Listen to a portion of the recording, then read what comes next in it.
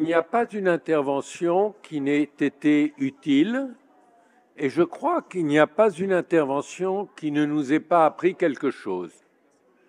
Et donc, essayer de reprendre chacune d'entre elles, ce serait faire injure à votre mémoire.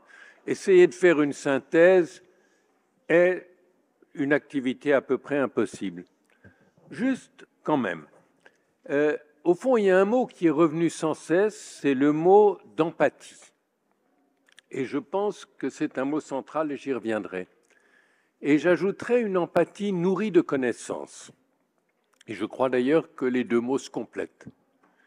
Les connaissances suscitent l'empathie donne envie d'acquérir des connaissances. Et donc pour moi, au fond, la cible pour l'éducation nationale, c'est justement de susciter chez les élèves, chez les jeunes, chez les enfants, chez les adolescents, cette empathie nourrie de connaissances pour les animaux.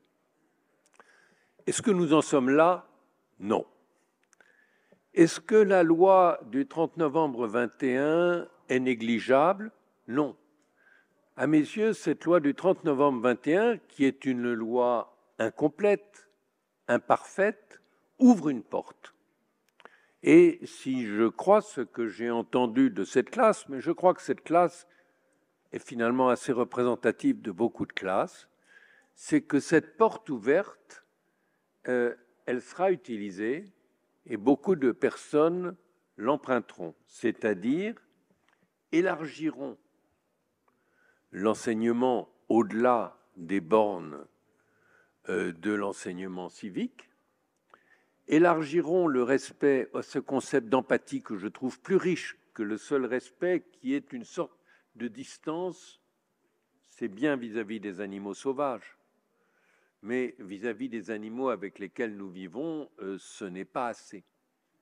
Donc, je pense que cette porte qui a été ouverte, elle restera ouverte, de plus en plus de choses la traverseront, et on ira vers cette empathie fondée, nourrie de connaissances, qui est, à mes yeux, dans ce domaine, notre cible. Voilà tout ce que je voulais dire en conclusion, mais il me reste quelques remerciements. D'abord, je veux vous remercier, vous, c'est-à-dire le public. C'était un public qui n'était pas toujours d'accord sur tout ce qui se disait, mais c'est un public qui était attentif, intelligent, vivant, au fond, des gens avec qui on se sent une sympathie et une envie de parler.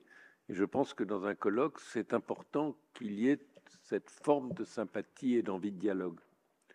Ensuite, remercier les intervenants qui alliaient science et conscience et qui, franchement, ont enrichi le débat.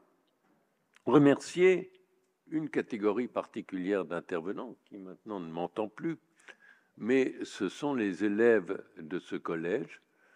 Bon, ils étaient parfois intimidés, ils étaient toujours vrais, et franchement, j'aimerais bien que tous les enfants de nos lycées, collèges et écoles aient le même esprit qu'eux. Je pense que, vous savez, on dit beaucoup l'avenir est sombre, etc., etc.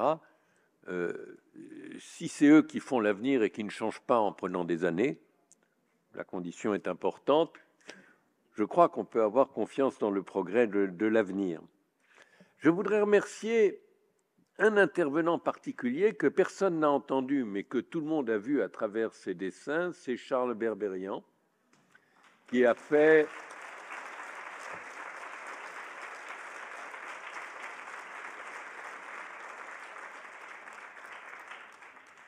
qui est un grand dessinateur, un grand scénariste, et qui a ce don de sympathie et d'inspirer la sympathie qui me paraît au cœur de notre colloque.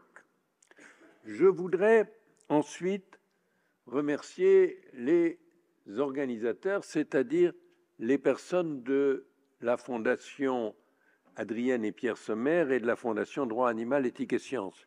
Vous ne les avez pas beaucoup vus, vous ne les avez pas beaucoup entendus, mais vous pouvez imaginer le mal qu'ils se sont donné, la compétence dont ils ont fait preuve pour réussir ce colloque. étant observé qu'en plus, ils sont très peu nombreux. Et donc, je crois qu'ils méritent des bravos.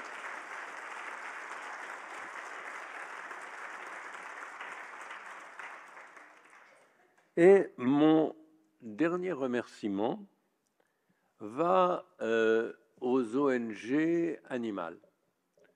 Beaucoup étaient là. Beaucoup de membres de ces ONG étaient là. Certaines participaient en tant qu'orateurs, d'autres n'avaient pas participé en tant qu'orateurs.